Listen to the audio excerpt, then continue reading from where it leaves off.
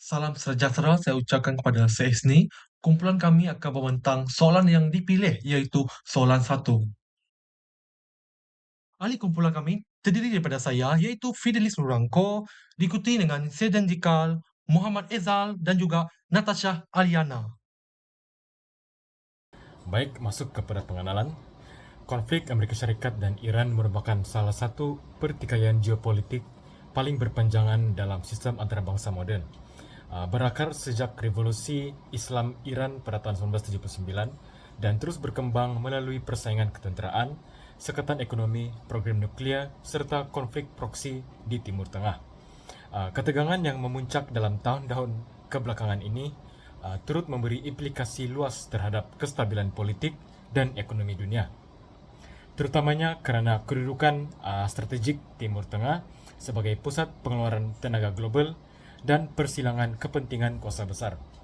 Selat Hormuz sebagai laluan minyak paling kritikal dunia menjadikan sebarang ancaman keselamatan di rantau ini mampu mencetuskan lonjakan harga minyak dan gangguan bekalan tenaga global dengan kesan langsung terhadap negara Asia seperti China, Jepun, Korea Selatan dan India yang amat bergantung kepada bekalan tersebut. Bahagian seterusnya akan menganalisis konflik ini melalui perspektif teori hubungan antarabangsa dan persaingan kuasa besar serta implikasinya terhadap keselamatan dan ekonomi.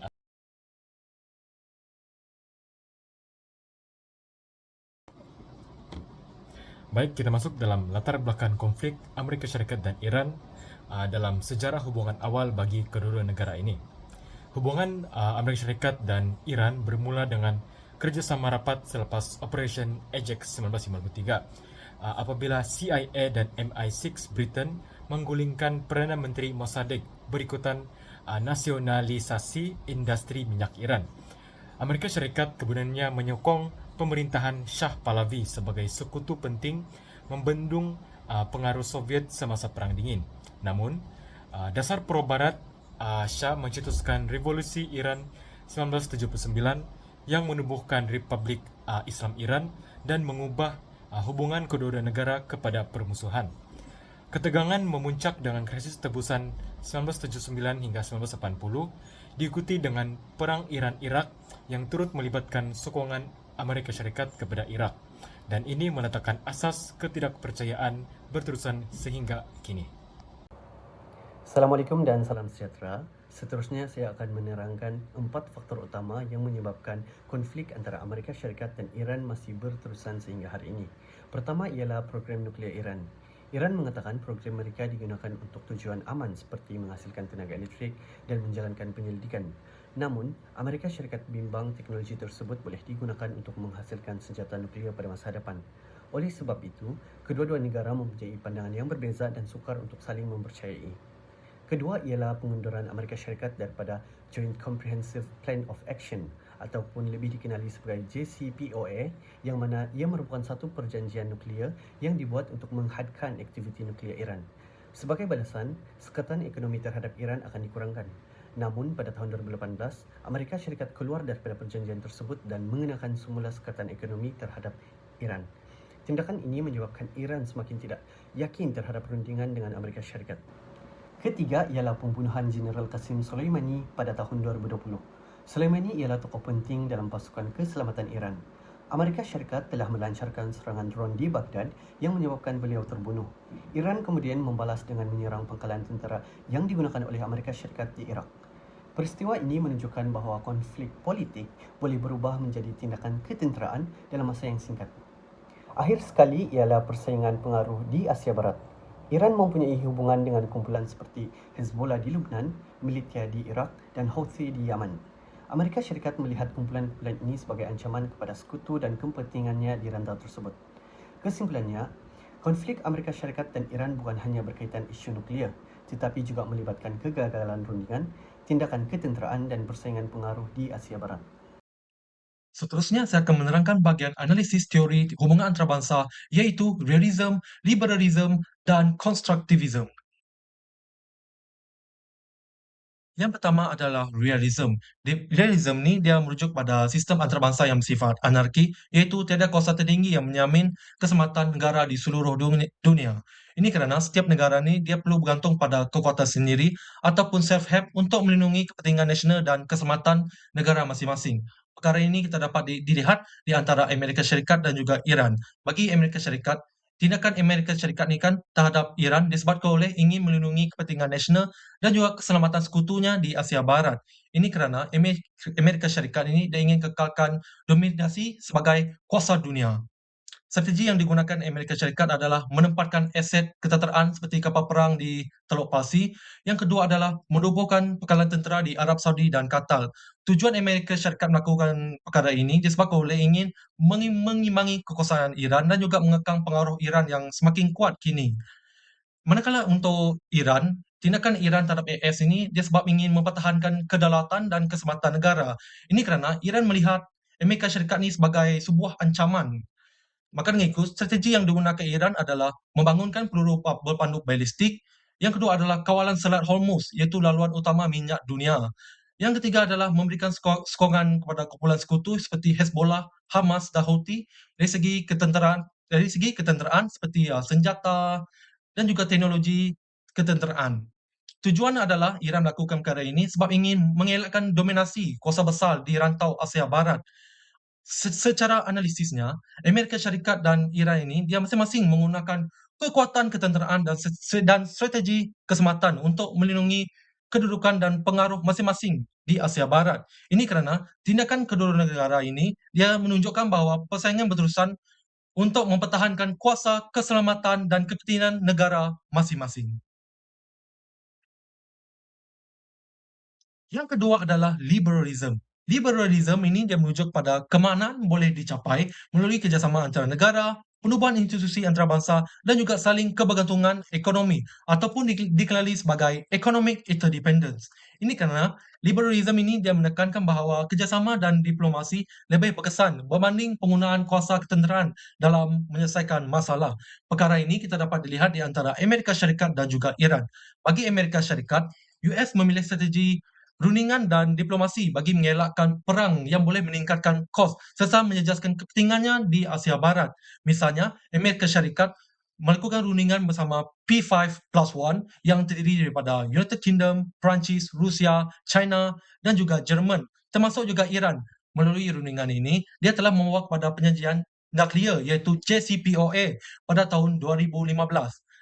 Ini kerana AS berpendapat bahawa kerjasama melalui institusi antarabangsa lebih berkesan untuk memantau dan juga mengahadkan program nuklear Iran berbanding penggunaan kekuatan ketenteraan. Manakala bagi Iran pula, Iran menggunakan diplomasi dan rundingan antarabangsa untuk melindungi kepentingannya tanpa menggunakan pendekatan ketenteraan. Misalnya, Iran bersetuju dalam perjanjian nuklear JCPOA 2015 untuk mengahadkan aktiviti nuklear dan juga menerima pemantauan antarabangsa. Namun, sebagai balasan, Kuasa Besar haruslah membenarkan Iran meneruskan aktiviti pemprosesan uranium secara terkawal serta mengurangkan sekatan ekonomi terhadap negara tersebut. Secara analisisnya, Amerika Syarikat dan Iran menggunakan diplomasi dan juga rundingan antarabangsa untuk menguruskan konflik serta mengelakkan peperangan. Namun, keberkesanan kerjasama JCPOA 2015 ini dia bergantung pada manfaat bersama serta kepercayaan dan pematuhan antara kedua-dua pihak. Yang ketiga adalah constructivism. Constructivism ini dia merujuk pada tindakan negara tidak hanya dipengaruhi oleh kuasa tentera dan ekonomi, tetapi juga dipengaruhi oleh identiti, norma, nilai dan sejarah. Ini kerana faktor ini membentuk bagaimana negara melihat pihak lain sama ada sebagai rakan, pesaing ataupun ancaman. Perkara ini kita dapat lihatlah di antara Amerika Syarikat dan Iran. Bagi Amerika Syarikat ni mereka menganggap diri mereka ni sebagai pemimpin dunia, iaitu Amerika Syarikat ni mereka berasa bertanggungjawab untuk menjaga keamanan dunia. Malah, mereka juga menganggap Iran ni sebagai ancaman berdasarkan sejarah. Perkara ini kita dapat lihat iaitu pada krisis 1979 di mana ahli diplomat Amerika Syarikat yang dikenali sebagai Bruce Lincoln termasuk dengan 50 orang ahli tebusan AS ditangkap selepas revolusi Iran. Sebagai tindakannya, Amerika Syarikat ni menekan SWIFT iaitu merupakan rangkaian komunikasi kewangan antarabangsa yang berpangkalan di La Hulpe, Belgium untuk menyekat akses institusi kewangan Iran. Hal ini menyebabkan Iran ini dia sukar melakukan transaksi antarabangsa. Sebaliknya, kita pula lihat kepada Iran. Iran ini dia telah membentuk identiti sebagai Republik Islam Syiah yang berdaulat, bebas dan menolak campur tangan asing. Misalnya, Iran ini dia tidak bersedia untuk berunding bersemuka dengan Amerika Syarikat, tetapi Iran ini dia terbuka kepada rundingan tidak langsung melalui Oman sebagai pihak pengantara. Ini kerana ketidakpercayaan terhadap Amerika Syarikat ini dia berpunca daripada penarikan diri Amerika Syarikat daripada penyajian nuklear iaitu JCPOA pada tahun 2018 dan juga sekatan semula ekonomi terhadap Iran. Secara analisisnya, hubungan Amerika Syarikat dan Iran ini dibentuk oleh identiti dan persepsi yang bertentangan. Ini menyebabkan Amerika Syarikat dan Iran ini saling bertentangan hingga menyebabkan konflik ini berterusan. Assalamualaikum, salam sejahtera. Nama saya Natasha Rina binti Jasimin, nombor metrik BA23110268. So, pada hari ini saya akan meneruskan pembentangan dengan menerangkan tentang 4.0 yaitu tentang persaingan, kuasa, great power, competition dalam konflik AS dan juga Iran lah. Okay. So, dalam topik ini saya akan menerangkan 3 instrumen ataupun 3 dimensi yang menyebabkan persaingan itu boleh berlakulah dalam negara itu masing-masing ingin memperluaskan kuasa dan juga mengukuhkan strategik mereka di Timur Tengah lah. Oke, masuk pada dimensi ketenteraan. Dari segi dimensi ini, kita boleh lihat bahawa kedua-dua negara tersebut menggunakan kekuatan tentera untuk mereka mengukuhkan kedudukan strategik dan juga memperluaskan kuasa masing-masing lah. Sebagai contoh, negara Amerika Syarikat dapat dilihat di mana negara tersebut telah mengekalkan kehadiran tenteranya di rantau Teluk Parsi seperti melalui pangkalan tentera di Bahrain, Qatar, Kuwait dan juga Emirat Arab Bersatulah. Kehadiran pangkalan tentera tersebut menunjukkan bertujuan untuk mereka melindungi kepentingan strategik Amerika Syarikat serta memastikan keselamatan laluan perdagangan di rantau tersebutlah.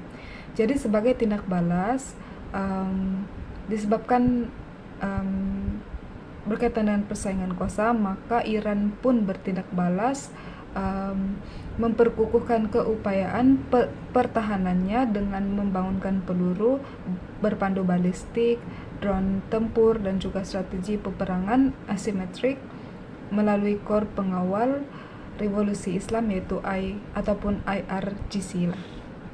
Jadi konflik ini bukan saja melibatkan dua kuasa besar itu yaitu AS dan juga Iran tetapi juga melibatkan pengaruh kuasa besar yang lain, contohnya China dan juga Iran, di mana kedua-dua negara ini mereka bertindak meningkatkan kerjasama, pertahanan serta hubungan strategik dengan Iran. Jadi sekaligus mengimbangi dominasi Amerika Syarikat di Timur Tengah tersebutlah.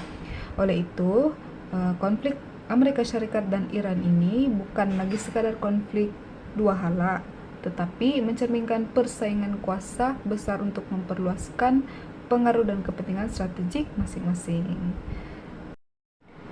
Seterusnya, dimensi ekonomi. Dalam dimensi ekonomi ini kita boleh lihat persaingan antara Amerika Syarikat dan Iran adalah seperti pertama, Amerika Syarikat menggunakan sekatan ekonomi sebagai strategi untuk negara tersebut melemahkan ekonomi Iran lah, terutamanya dalam sektor minyak, perbankan dan juga perdagangan. Jadi walaupun berdepan tekanan ekonomi yang besar, Iran masih lagi meneruskan hubungan perdagangan dengan beberapa negara seperti negara China tersebutlah. Hubungan ini adalah bagi bertujuan untuk mereka mengurangkan kesan sekatan Amerika Syarikat tersebutlah. Jadi selain itu, konflik ini turut menjejaskan ekonomi global karena Selat Hormuz merupakan laluan utama pengantaran minyak dunia. Jadi sebarang ancaman terhadap laluan ini boleh menyebabkan harga minyak meningkat dan mewujudkan ketidakstabilan pasaran antara bangsa. Jadi oleh itu, persaingan ekonomi antara Amerika Syarikat dan juga Iran bukan saja memberikan kesan kepada kedua-dua negara tersebut, malah turut mempengaruhi keselamatan negara dan juga ekonomi di dunia lah. Oke, seterusnya masuk kepada dimensi yang terakhir ataupun instrumen yang terakhir, yaitu dimensi geopolitik lah. Oke, melalui dimensi ini, secara ringkasnya konflik ini memperlihatkan perebutan pengaruh di Timur Tengah, yaitu rantau yang penting dari segi keselamatan dan juga sumber tenaga. Jadi melalui perebutan ini dapat dilihat pertama melalui Amerika Syarikat yang berusaha mengekalkan pengaruhnya melalui kerjasama dengan Israel, Arab Saudi, dan juga negara-negara di Teluk bagi memastikan kepentingan politik dan juga keselamatannya itu terus terpelihara lah. Jadi pada masa yang sama pula Iran juga bertindak perkara yang sama lah, di mana negara tersebut berusaha memperluaskan pengaruh serantaunya melalui hubungan dengan kumpulan-kumpulan sekutu serta memperkukuhkan kerjasama dengan pengaruh kuasa besar yang lain seperti yang saya katakan tadi, China dan juga Rusia lah. Selain itu, seperti mana yang saya katakan, konflik Amerika Syarikat dan juga Iran ini juga menjadi sebahagian daripada persaingan kuasa besar yang lebih luas antara Amerika Syarikat dengan China dan juga Rusia, seperti yang saya sebut tadi itulah.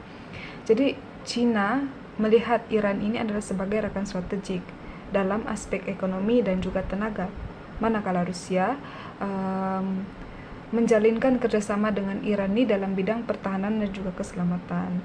Jadi apa yang kita boleh lihat di sini bahwa konflik antara Amerika Syarikat dan juga Iran ini dalam dimensi geopolitik bukanlah lagi sekadar isu melibatkan dua hala ataupun dua negara, yaitu Amerika Syarikat dan juga Iran, tetapi mencerminkan persaingan kuasa besar dunia untuk memperluaskan pengaruh politik, ekonomi, dan ketenteraan masing-masing. Jadi keadaan ini turut menyumbang kepada ketidakstabilan geopolitik di Timur Tengah serta memberi kesan kepada keseimbangan kuasa dalam sistem antarabangsa. Jadi itu saja daripada saya. Sekian, terima kasih. Baik, seterusnya saya akan membincangkan bahagian implikasi konflik antara Amerika Syarikat dan Iran kepada Asia. Walaupun konflik ini bermula di Timur Tengah, kesannya sebenarnya melangkaui rantau tersebut dan turut memberi impak besar kepada rantau Asia. Ini karena kebanyakan negara Asia sangat bergantung kepada kestabilan Timur Tengah, sama ada dari segi tenaga maupun ekonomi. Dalam bagian ini, saya akan bincangkan 3 dimensi utama. Pertama, keselamatan Asia. Kedua, kestabilan ekonomi, dan ketiga, hubungan diplomatik antara negara. Ketiga-tiga dimensi ini saling berkait karena gangguan bekalan tenaga di Selat Hormuz bukan sahaja mengancam keselamatan, tetapi turut menekan ekonomi dan memaksa negara-negara Asia ini menyesuaikan pendekatan diplomatik mereka. Baik, mari kita mulakan dengan aspek keselamatan.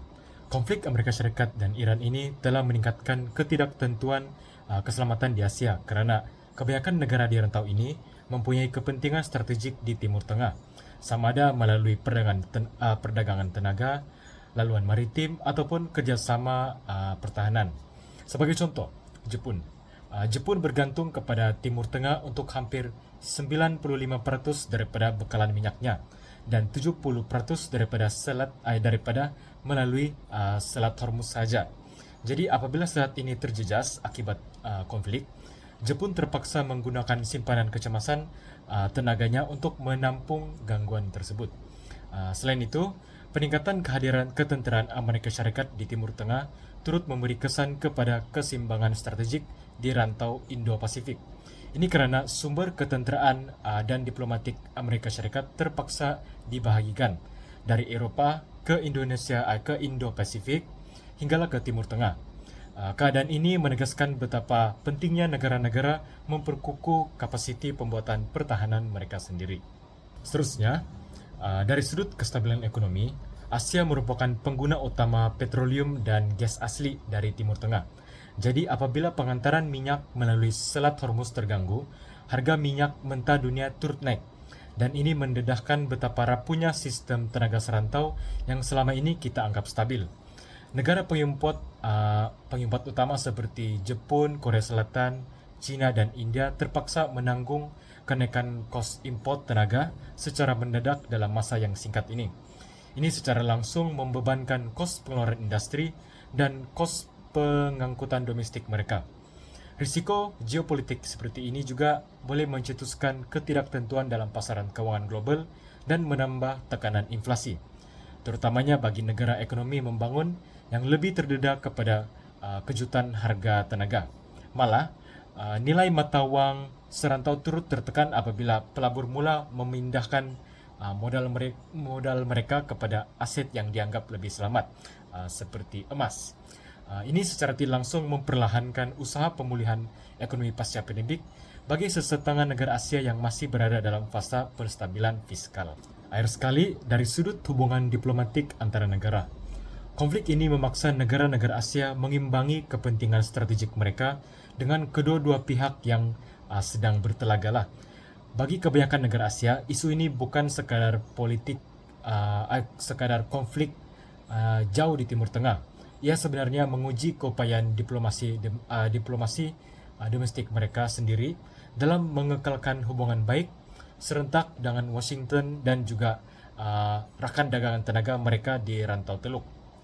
Bagi China pula yang dalam kedudukan yang agak sukar karena konflik ini berlaku di rantau yang menjadi tunjang kepada keselamatan tenaga dan kepentingan komersialnya. Ini mendorong Beijing untuk terus memperkukuh hubungan jangka panjang dengan Iran, terutama dalam sektor tenaga. Namun pada masa yang sama, China turut berhati-hati untuk mengelakkan penglibatan langsung dalam konflik ini, semata-mata untuk menjaga satu, kestabilan pelaburan, dan dua, bekalan tenaganya sendiri.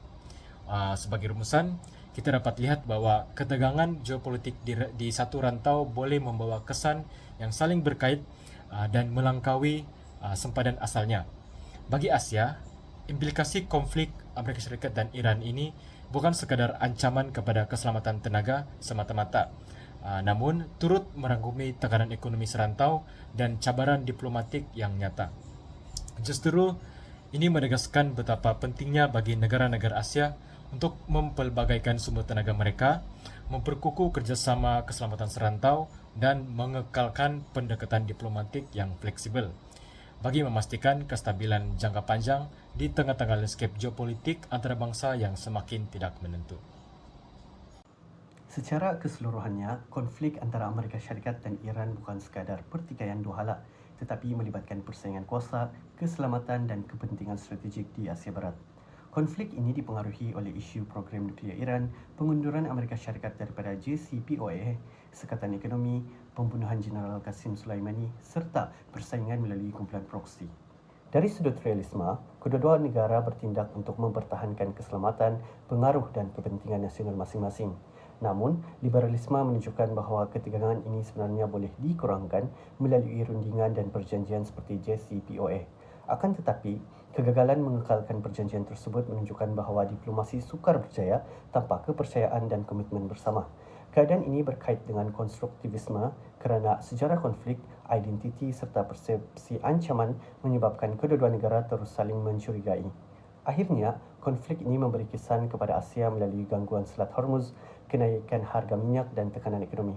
Oleh itu, negara Asia perlu memperkukuh keselamatan tenaga dan mengekalkan diplomasi yang seimbang.